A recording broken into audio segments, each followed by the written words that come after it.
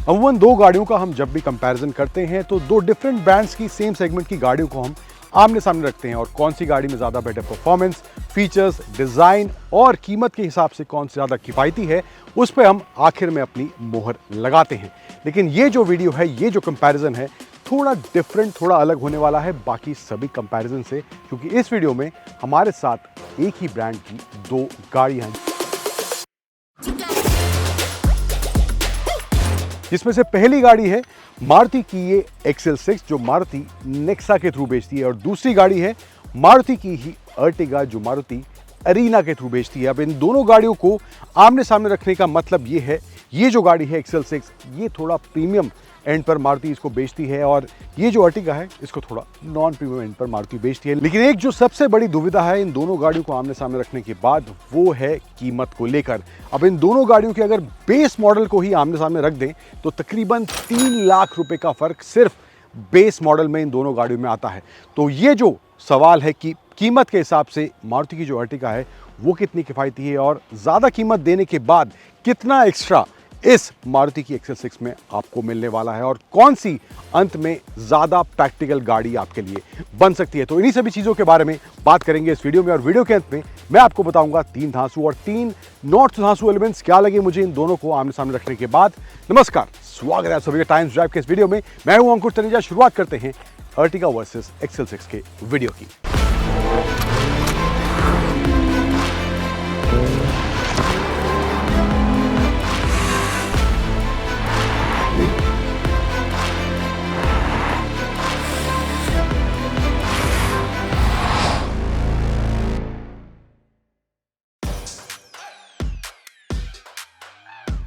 शुरुआत पहले कर लेते हैं इन दोनों के एक्सटीरियर डिजाइन की, थोड़ी बहुत बात करते हैं क्या क्या अंतर इन टर्म्स ऑफ एक्सटीरियर देखने को मिल रहा है। तो अर्टिगा की बात करें तो यहाँ पे आपको फ्रंट पे कुछ इस तरह ग्रिल है, यहाँ पे क्रोम के एलिमेंट्स आपको थ्रू आउट ग्रिल में देखने को मिल जाएंगे।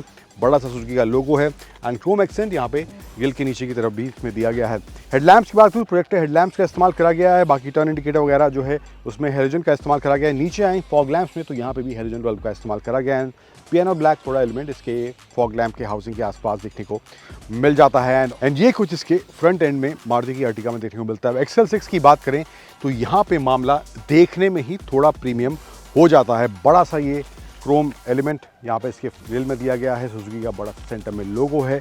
हेडलैम्प्स की बात करूँ तो यहाँ पर आपको मिल जाते हैं LED हेडलैम्प्स, टर्न इंडिकेटर हालांकि हेलोजन में दिया गया है, लेकिन नीचे जो फॉग लैम्प है वो भी इसमें LED दिया गया है। यहाँ पे ये थोड़ा रगेड फील देने के लिए इसमें यहाँ पे ये स्किड प्लेट भी कुछ इस तरह से सिल्वर टोन में, ग्रे टोन में यहाँ पे देखने को मिल जाती है। इसके फ्रंट एंड में क्रोम का एलिमेंट या नीचे की तरफ भी इसके ग्रिल में देखने को मिल जाता है। तो यस, देखने में ऑफकोर्स थोड़ा प्रीमियम, अगर दोनों गाड़ियों को आमने सामने रखें तो प्रीमियमनेस ज़रूर फील होती है। थोड़ा डिज़ाइन के हिसाब से जो हेडलैम्प का डिज़ाइन है, जो DRL का डिज़ाइन है, वो भी थोड़ा प्रीमियम एंड की तरफ जाता हुआ ज़रूर दिखाई देता है।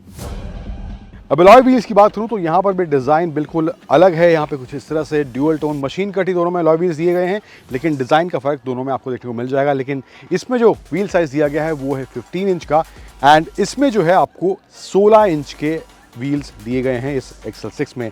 एक और जो एडिशनल चीज़ है वो है क्लैडिंग को लेकर। यहाँ पे XL6 में थ्रू आउट आपको क्लैडिंग देखने को मिल जाएगी जो कि अर्टिगा में यहाँ पे नहीं दी गई है। क्रोम का एलिमेंट थोड़ा फेंडर में दिया गया है। यहाँ पे ये मैट ब्लैक एलिमेंट इसमें देखने को मिलता है। इसके अलावा ORVMs की बात करूँ तो यहाँ पे जो है इसमें आपको 360 डिग्री कैमरा मिलता है। फ्रंट में कैमरा इसमें दिया गया है, इसमें जो है आपको 360 डिग्री कैमरा नहीं मिलता है। तो ये एक एडिशन चीज़, 360 डिग्री कैमरा इसमें दिया गया है, लेकिन जो डिज़ाइन है ओवरऑल ORVMs का वो सेम है, कोई अंतर वहाँ पे देखने को नहीं मिलता है। थोड़ा और इधर की तरफ आएँ तो जो डोर हैंडल्स हैं वो दोनों में ही आपको क्रोम फिनिश में यहाँ पे देखने को मिल जाते हैं।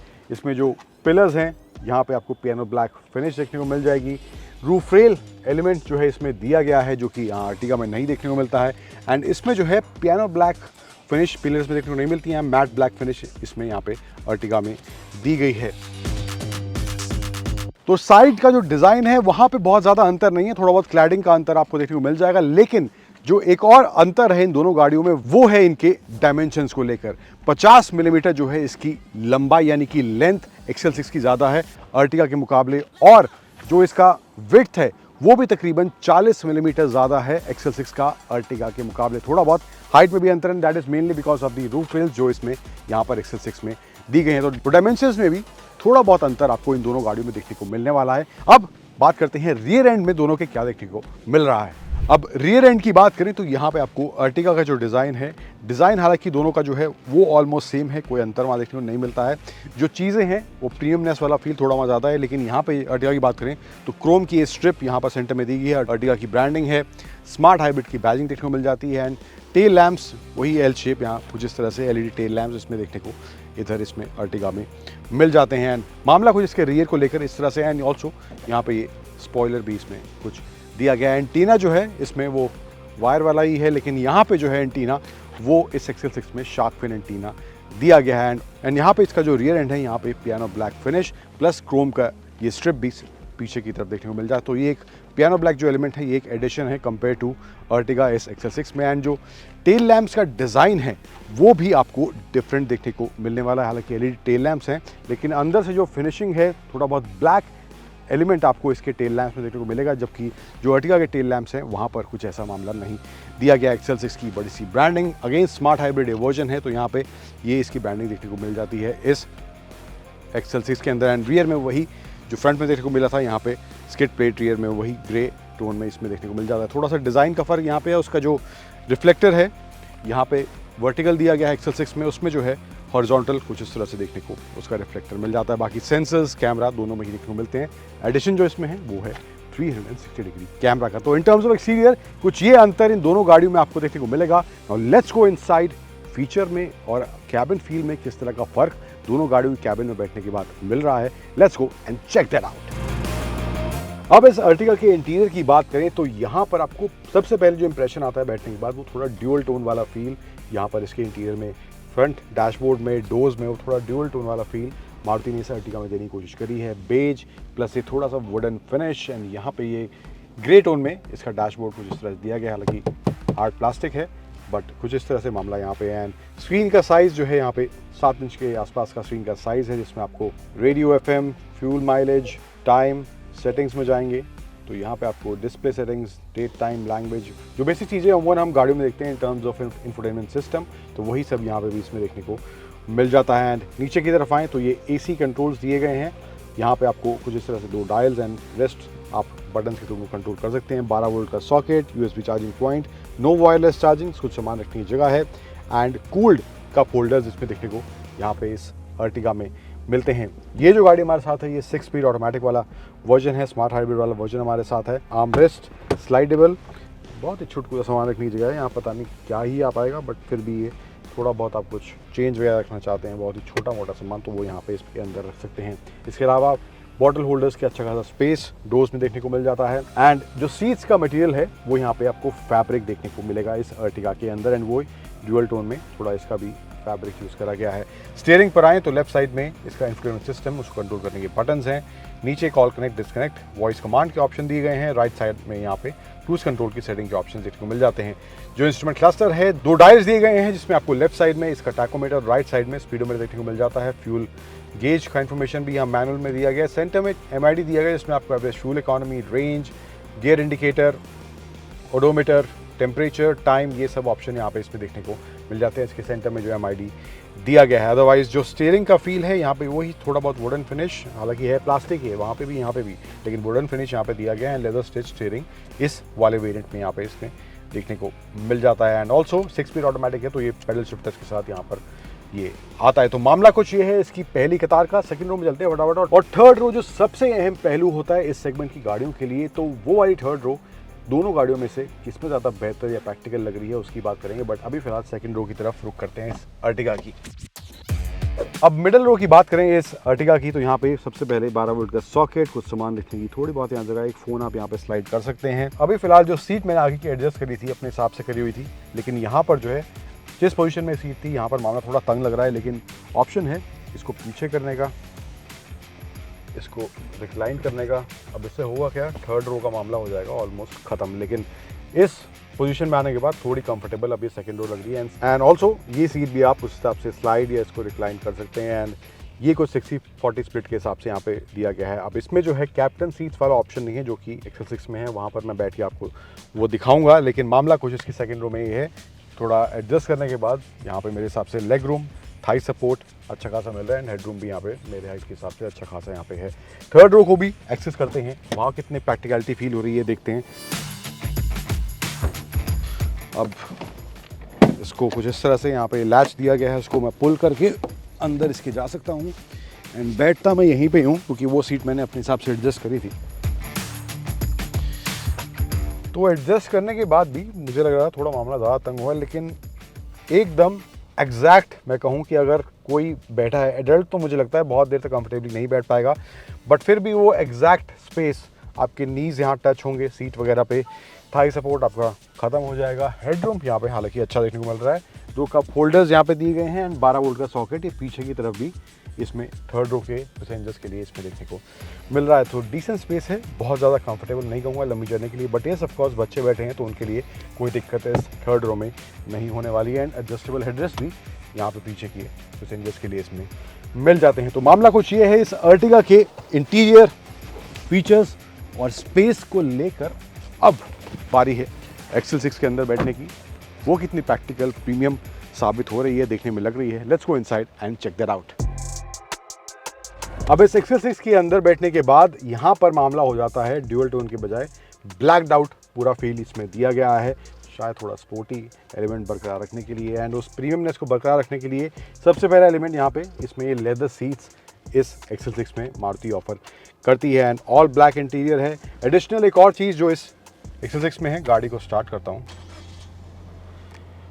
वो है वेंटिलेटेड सीट्स का ऑप्शन इसमें आता है। इसके फ्रंट सीट्स के लिए यहाँ पे वेंटिलेटेड सीट्स का ऑप्शन इसमें दिया गया है। इसके अलावा USB चार्जिंग पॉइंट, 12 वोल्ट का सॉकेट एंड सेम जो AC कंट्रोल्स का फील है सेम है, बस कलर चेंज हो गया, यहाँ पे ब्लैक है, वहाँ पे बेज था एंड यहाँ पे जो है इसमें ऑडियो बंद करते हैं, 360 कैमरा बैठते ही आपको अपना यहाँ पे नज़ारा दिखाएगा जिस तरह से ये डिस्प्ले एंटर करने के बाद यहाँ देखने को मिल रहा है। एंड इसके अलावा जो लेआउट है या कहीं कलर स्कीम्स जो हैं इस इंफोटेनमेंट सिस्टम में वो भी ब्लैकड आउट हो गई है, वहाँ पे थोड़ा ब्लू टोन का इस्तेमाल करा हुआ था, लेकिन यहाँ पे कुछ इस तरह से है। अदरवाइज इन्फॉर्मेशन वाइज या साइज़ वाइज कोई चेंज नहीं है, स्क्रीन वैसा ही इसमें भी देखने को मिलता है। Then same feel 6 speed automatic इसका भी हमारे साथ है, स्मार्ट हाइब्रिड वाला, एडजस्टेबल आर्मरेस्ट, लेदर स्टिच के साथ आता है ये भी। एंड स्टीयरिंग पर आए तो यहाँ पे भी लेदर स्टिच है एंड यहाँ पे इसमें जो है वुडन फिनिश हालांकि इसके डैशबोर्ड में यहाँ पे दी गई है, लेकिन ये सिल्वर एक्सेंट जो देख रहे हैं ये इसमें additional in terms of dashboard या कैबिन फील में यहाँ देखने को मिल जाता है एंड सेम वही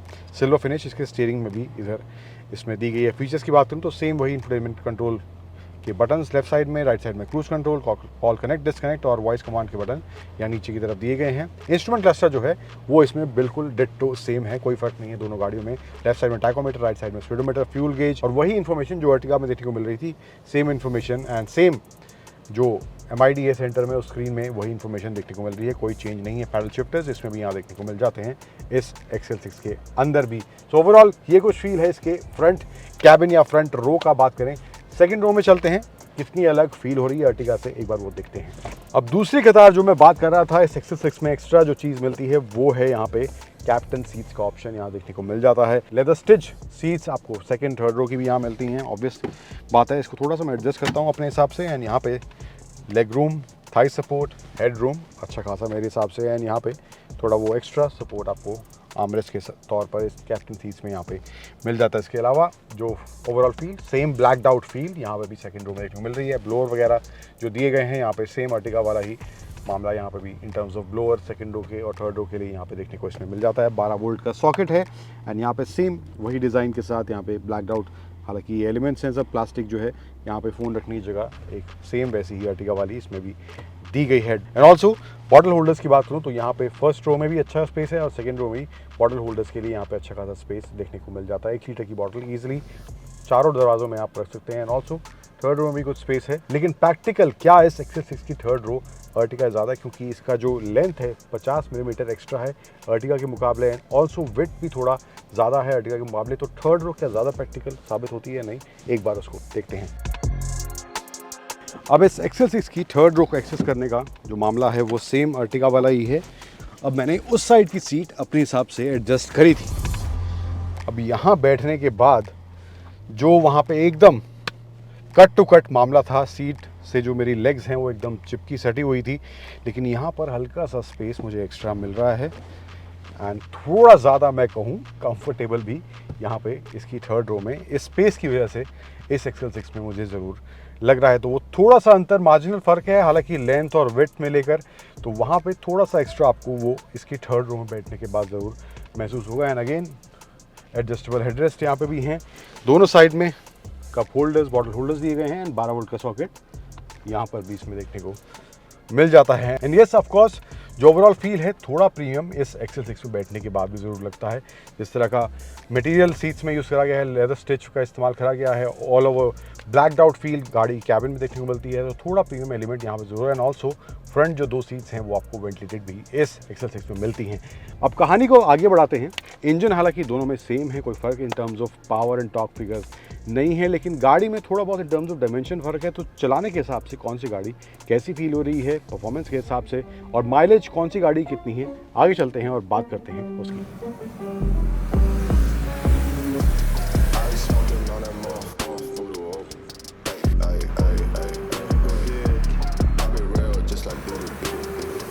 आगे बढ़ते हैं और बात करते हैं अर्टिगा और XL6 के परफॉर्मेंस के आंकड़ों के बारे में, किस तरह का परफॉर्मेंस, ड्राइव हैंडलिंग देखने को मिलता है इन दोनों गाड़ियों में। तो इंजन की बात करूं तो इंजन दोनों गाड़ियों में सेम है, कोई डिफरेंस नहीं है। K15C smart hybrid engine Ertiga और XL6 दोनों में दिया गया है। पावर फिगर्स भी सेम है, कोई अंतर वहां पर देखने को नहीं मिलता है। और पावर फिगर्स की बात करूं तो 101 bhp के आसपास ये इंजन पावर जनरेट करता है और 136 न्यूटन मीटर के आसपास टॉर्क जनरेट करता है इसका ये 1.5 लीटर इंजन। और माइलेज की बात करूं, जो अर्टिगा की माइलेज है इस इंजन से वो है अराउंड 20.5 किलोमीटर पर लीटर मैनुअल ट्रांसमिशन के साथ, और ऑटोमेटिक की बात करें तो वहाँ 20.3 किलोमीटर पर लीटर की क्लेम्ड माइलेज ये अर्टिगा में देखने को मिलती है। XL6 की माइलेज की बात करूं तो वहां पर मैनुअल में 20.9 के आसपास है और ऑटोमेटिक में 20.2 किलोमीटर पर लीटर के आसपास की माइलेज XL6 में देखने को मिलती है ऑटोमेटिक ट्रांसमिशन में।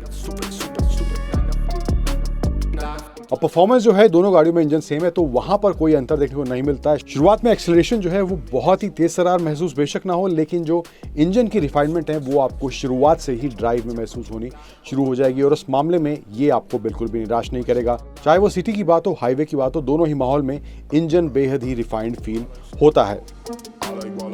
अब कंफर्ट सस्पेंशन सेटअप कॉम्बिनेशन किस तरह का है बात करूं उसकी, तो अर्टिगा की बात करूं तो वहां पर सस्पेंशन सेटअप जो है परफेक्टली काम करता है। अचानक स्पीड ब्रेकर या पॉटहोल्स आते हैं तो वहां पर एब्जॉर्प्शन अच्छा देखने को मिलता है। सीट का होल्ड थोड़ा बेटर हो सकता था या सीट कंफर्ट भी थोड़ा और बेटर हो सकता था, लेकिन दूसरी तरफ XL6 में बेटर होल्ड देखने को मिलता है सीट्स में और कंफर्टेबल भी थोड़ी ज्यादा ये अर्टिगा के मुकाबले फील होती हैं XL6 की सीट्स। ब्रेकिंग की बात करूं तो प्रिसाइज है, सटीक है, तेज रफ्तार, धीमी रफ्तार, सिटी हाईवे दोनों माहौल में ब्रेकिंग को लेकर दोनों ही गाड़ियों में मुझे दोनों ही माहौल सिटी और हाईवे में कोई इशू महसूस नहीं हुआ। अब बात करते हैं धांसू और नॉर्थ धांसू एलिमेंट्स, इन दोनों को आमने सामने रखने के बाद मुझे क्या लगे हैं। तो पहला जो एलिमेंट जो इसके फेवर में मुझे काम करता हुआ दिखाई देता है वो है इसका प्रीमियमनेस वाला फैक्टर। ओवरऑल जो एक्सटीरियर का डिज़ाइन है, ये क्लैडिंग वगैरह, 360 डिग्री कैमरा इसमें दिया गया है, वेंटेड सीट्स का ऑप्शन है, लेदर सीट्स का ऑप्शन इसमें देखने को मिलता है, तो वो मुझे लगता है इस XL6 के फेवर में काम करता हुआ ज़रूर दिखाई देता है, जो इस अर्टिगा में मिसिंग देखने को मिलेगा। लेकिन एक और फैक्टर जो है जो इस अर्टिगा के फेवर में काम करता हुआ दिखाई देता है वो है कीमत वाला। आपको वो प्रीमियम एलिमेंट्स चाहिए हैं, आप उसके लिए एक्स्ट्रा पे कर रहे हैं, लेकिन अगर आपकी वो रिक्वायरमेंट नहीं है, आप उनसे थोड़ा कॉम्प्रोमाइज़ कर सकते हैं, आपको ज़रूरत नहीं है, तो वो पैसे आप इस अर्टिगा को लेकर अपने बचा सकते हैं। तो वो फैक्टर जो है मुझे इस अर्टिगा के फेवर में काम करता हुआ ज़रूर दिखाई देता है। आपको पैसा बचाना है तो then this is the car that you can go for. Then तीसरा और फाइनल एलिमेंट जो मुझे अगेन XL6 में ज़्यादा प्रैक्टिकल देखने को मिल रहा है वो है थर्ड रो का जो स्पेस है, स्लाइटली एक्स्ट्रा आपको इस अर्टिगा के मुकाबले देखने को मिलने वाला है, and that is because of the extra length. तो वो थोड़ी सी जो लेंथ इस XL6 की ज़्यादा है, तो उसकी वजह से मुझे लगता है इसकी जो थर्ड रो है वो अर्टिगा के मुकाबले ज़्यादा प्रैक्टिकल देखने को मिल रही है। Overall as a package, as a conclusion, अगर बात करें आपको कौन सी गाड़ी की तरफ जाना चाहिए, आपके लिए कौन सी गाड़ी परफेक्ट हो सकती है, इन दोनों में से अगर आप चूज करना चाहते हैं, इन दोनों के बीच में आपको कुछ कंफ्यूजन है तो मेरी तरफ से जो लोग XL6 की तरफ जाना चाहते हैं तो वो अगर अपनी इस 7 सीटर में कुछ प्रीमियम एलिमेंट्स तलाश रहे हैं, थोड़ा एक्स्ट्रा पे कर सकते हैं उन सब चीज़ों के लिए, उन सब फीचर्स के लिए, डिज़ाइन में वो प्रीमियमनेस एक्सपेक्ट करते हैं और कैबिन फील में भी वो प्रीमियम एलिमेंट थोड़ा एक्सपेक्ट करते हैं। एंड साथ ही साथ जो थर्ड रो है वहाँ पे थोड़ा better comfort in terms of 7 seater जो अमूमन हम देखते हैं, लेकिन उनके मुकाबले थोड़ा बेटर कंफर्ट या बेटर स्पेस एक्सपेक्ट करते हैं, तो उस मायने में मुझे लगता है XL6 एक अच्छा ऑप्शन ज़रूर बन सकती है। वहीं दूसरी तरफ अगर अर्टिगा की बात करें तो जो लोग अपना थोड़ा पैसा बचाना चाहते हैं लेकिन 7 सीटर लेना चाहते हैं और साथ ही साथ जो कुछ प्रीमियम फीचर्स या elements in terms of design या कैबिन फील में देखने को मिलता है, तो वहाँ पर थोड़ा कॉम्प्रोमाइज़ कर सकते हैं। तो मुझे लगता है अर्टिगा उस कैटेगरी के लोगों के लिए एक प्रॉमिसिंग प्रोडक्ट ज़रूर बन सकती है।